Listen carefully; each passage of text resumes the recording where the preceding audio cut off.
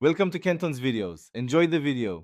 You start by confirming the essentials: domain registered, VPS IP, and SSH access.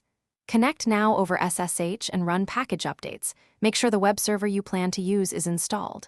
Next, pick a document root path and create the site folder with correct permissions. Then, in your domain registrar panel, create a record pointing the domain and www to your VPS IP with a reasonable TTL. Once done, you've completed the first actionable steps to bind name to server. Now you configure the server to respond to that domain.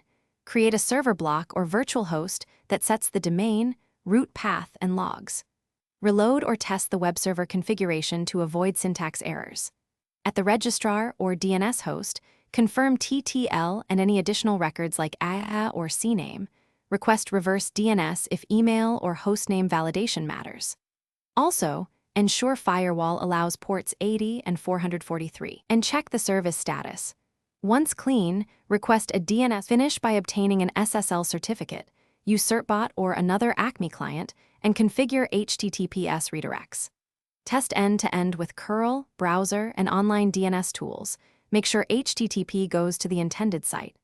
Automate certificate renewals and set up backups for configs and web content. If things go wrong, flush local DNS cache, verify the registrar record matches your VPS IP, and double-check firewall and web server logs for blocked connections or host mismatches.